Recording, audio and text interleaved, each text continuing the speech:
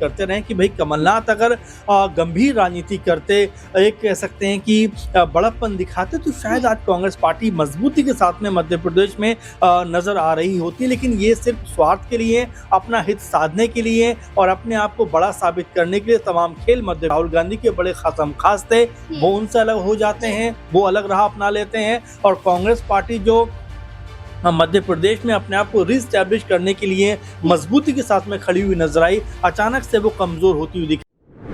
15 महीने में ही जब कमलनाथ की सरकार मध्य प्रदेश में गिर गई थी, तब दिग्विजय सिंह ने कोई खुलासा नहीं किया था।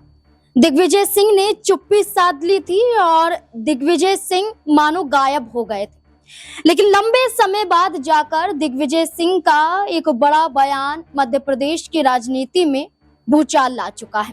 मध्य प्रदेश में 3 बड़े चेहरे, एक चेहरा दिग्विजय सिंह और कमलनाथ का, तो दूसरा यहाँ सबसे बड़ा चेहरा ज्योतिरादित्य सिंधिया का नजर आता है। यानी कि ये 3 बड़े चेहरे, जिसमें दिग्विजय सिंह, कमलनाथ और ज्योतिरादित्य सिंधिया शामिल हैं, इसमें बड़ी खींचतान देखने को मिल रही है। जहां एक तरफ दिग्विजय सिंह अपने बयान के अनुसार कमलनाथ पर ही ठीकरा फोड़ देते हैं, जहां आरोप कमलनाथ पर ही दिग्विजय सिंह लगा देते हैं कि अगर सरकार 15 महीने में गिरी, अगर कांग्रेस पार्टी मध्य प्रदेश में अस्तित्व में नहीं आ पा रही है, तो इसकी सबसे बड़ी गलती कमलनाथ ही है। कमलनाथ अगर ज्योतिरादित्य सिंधिया की बातों को मान लेते, तो आज ज्योतिरादित्य सिंधिया बीजेपी का नहीं बल्कि कांग्रेस का हिस्सा होते और आज मध्य प्रदेश में बीजेपी की नहीं बल्कि कांग्रेस की सरकार होती। दिग्विजय सिंह ने ये बयान तो जारी किया, जिसमें उन्होंने साफ कह दिया कि कमलनाथ अपनी मनमर्जी चला रहे थे, कमलनाथ किसी की सुन नहीं रहे थे। और दिग्विजय सिंह के इस खुलासे के बाद माना गया कि क्या ज्योतिरादित्य सिंधिया कुछ कहेंगे, क्या इस पूरे मामले में ज्योतिरादित्य सिंधिया अपनी भूमिका निभाते हुए नजर आएंगे। तो ऐसे में ज्योतिरादित्य सिंधिया मानो इस बयान से पल्ला झाड़ते हुए दिखाई दिए। लेकिन अब एक और बड़ा बयान ज्योतिरादित्य सिंधिया का आया है, जिससे कहीं ना कहीं अनुमान लगाया जा रहा है कि वो खुद कमलनाथ पर सवाल खड़े कर रहे हैं। इन बयानों के आधार पर स्क्रीन पर नजर डालें तो साफ यहाँ पर दिखाई देगा। देखिए, केंद्रीय मंत्री सिंधिया से दिग्विजय सिंह कमलनाथ की इस आपसी रसाकशी पर सवाल पूछे गए। कई मीडिया कर्मियों ने उनसे सवाल पूछे, तो उन्होंने खुलकर कहा कि मैं अतीत में नहीं जाना चाहूंगा। मीडिया से चर्चा में सिंधिया ने कहा कि इस मुद्दे पर मुझे कुछ भी कहने की आवश्यकता नहीं है। दोनों नेताओं के बयान ही स्पष्ट कर रहे हैं कि उनके बीच क्या चल रहा था और अभी क्या चल रहा है। उन्होंने बताया, जहां तक दिग्विजय सिंह जी और कमलनाथ जी की बात है, तो मेरे संबंध उनसे काफी अच्छे और काफी पुराने हैं। इस बात का जिक्र खुद ज्योतिरादित्य सिंधिया ने किया। उन्होंने कहा कि मैं आज भी दोनों नेताओं का उतना ही सम्मान करता हूं जैसे पहले करता था। अब मध्य प्रदेश में जब कांग्रेस की सरकार थी, तब मैंने अपने समर्थक मंत्रियों से साफ कहा था कि सरकार से जुड़ा कोई भी काम जो है वो मेरे पास लेकर मत आइए, बल्कि कमलनाथ जी मुखिया हैं, उनसे ही जाकर चर्चा करें। ये तब की बात है जब सरकार थी और ये आरोप लगाया गया कि ज्योतिरादित्य सिंधिया के समर्थक उनके पास जा रहे हैं, तो उन्होंने खुलकर कहा था कि कमलनाथ यहाँ पर मुखिया हैं और उनसे ही सवाल जवाब कीजिए, उनके पास मत आइए। लेकिन ये बात भी दोहराते हुए ज्योतिरादित्य सिंधिया नजर आए थे। उन्होंने कहा था कि जब मैं 2018 के विधानसभा चुनाव के दौरान ग्वालियर, चंबल संभाग के अलावा प्रदेश के अन्य क्षेत्रों में प्रचार के लिए गया था, उस दौरान मैंने कांग्रेस के उम्मीदवारों से वादा किया था, राज्य में अगर कांग्रेस की सरकार बनेगी तो आपके क्षेत्रों के विकास के काम को प्राथमिकता दी जाएगी। और ये कहा था कि जब ये पूरा काम हो जाएगा, सरकार बन जाएगी, तो आपके जो मुख्य समस्याएं हैं उन पर चर्चा की जाएगी। और इस बारे में कमलनाथ से ज्योतिरादित्य सिंधिया ने चर्चा भी की थी, लेकिन इस पर कोई भी बड़ा कदम नहीं उठाया गया। अब वो कहते हैं ज्योतिरादित्य सिंधिया कि जब बात सम्मान और स्वाभिमान की होती है तो सोचना पड़ता ही है। उन्होंने कहा कि बंद कमरे में जो कुछ भी हुआ मैं उस पर कुछ नहीं कहूंगा, लेकिन सार्वजनिक रूप से उनके परिवार के बारे में जो कुछ कहा गया उसको लेकर तो मुझे एक्शन लेना पड़ा और एक्शन के तहत भारतीय जनता पार्टी में आना पड़ा, ये उनका फैसला था।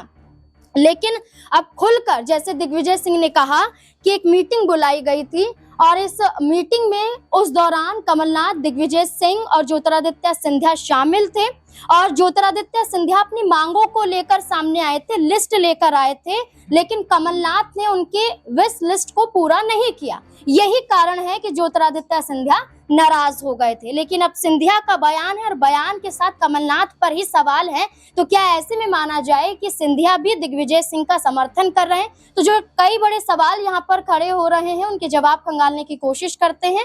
हमारे साथ हमारे वरिष्ठ सहयोगी अमन सर जुड़ चुके हैं। सर, अब सिंधिया के बयान को कैसे देखते हैं? वो भी खुलकर ये बात बोल रहे हैं कि कांग्रेस की सरकार थी, योगदान उनका भी था और उन्होंने भी कई वादे लोगों से किए थे, आम जनता से किए थे, लेकिन कमलनाथ सिर्फ अपनी मनमर्जी चलाते थे। क्या कमलनाथ ही वजह है कि आज भी कांग्रेस पार्टी मध्य प्रदेश में अस्तित्व में नहीं है? देखिए, बीता चुनाव की अगर हम बात करें तो उस वक्त भी आप देखिए कांग्रेस पार्टी के पक्ष में एक माहौल बना हुआ दिखाई पड़ रहा था। जहां जहां भी राहुल गांधी, प्रियंका गांधी रैलियां कर रहे थे, जनसभाएं कर रहे थे, लोग जो थे भर भर के वहां पर पहुंच रहे थे और तमाम जो मीडिया के जानकार थे, तमाम सर्वे के जो जानकार थे, वो लोग कह रहे थे कि भाई मध्य प्रदेश में इस बार बीजेपी का कोई चांस नहीं है। और कांग्रेस पार्टी इतने कह सकते हैं कि अति उत्साह में आ गई थी कि वहां पर जब बात हो रही थी कि भाई क्या अखिलेश यादव को भी साथ लेना चाहिए, यही कमलनाथ थे जो कह रहे थे कौन अखिलेश कौन वकील, यानी कि उनको इतना ओवर कॉन्फिडेंट अपने ऊपर था कि भाई जो वो करेंगे, जो वो कहेंगे, जनता उसके ऊपर आएगी।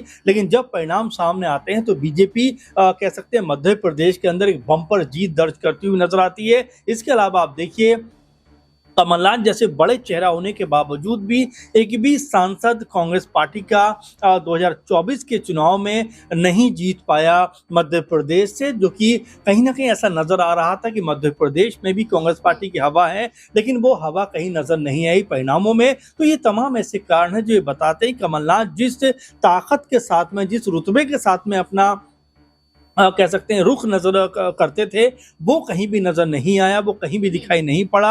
और यही बात को लेकर अब ये खींचतान हो रही है कि कमलनाथ की वजह से कांग्रेस पार्टी ने बना बनाया खेल अपना बिगाड़ लिया। अगर यहाँ पर सिंधिया के कांधों पर महत्वपूर्ण जिम्मेदारी होती, बड़ा उनको पद मिलता, तो शायद ये हालात कांग्रेस पार्टी के समय नहीं होते। तो तमाम सारी बातें जो अब निकल कर सामने आ रही हैं, जो अब तक कहीं ना कहीं जिसको लेकर सब लोग खामोश थे, चाहे कमलनाथ की बात कही जाए, दिग्विजय सिंह की बात की जाए या सिंधिया की बात की जाए, लेकिन देखिए राजनीतिक तौर पर तमाम सारी बातें जो होती हैं वो एक समय के बाद खुलकर सामने आती हैं। और जाहिर बात है कि हम भी इसको लेकर बात करते रहें कि भाई कमलनाथ अगर गंभीर राजनीति करते, एक कह सकते हैं कि बड़प्पन दिखाते, तो शायद आज कांग्रेस पार्टी मजबूती के साथ में मध्य प्रदेश में नजर आ रही होती। लेकिन ये सिर्फ स्वार्थ के लिए, अपना हित साधने के लिए और अपने आप को बड़ा साबित करने के लिए तमाम खेल मध्य प्रदेश में हुआ। इसी वजह से सिंधिया जो राहुल गांधी के बड़े खासम खास थे, वो उनसे अलग हो जाते हैं, वो अलग राह अपना लेते हैं। और कांग्रेस पार्टी जो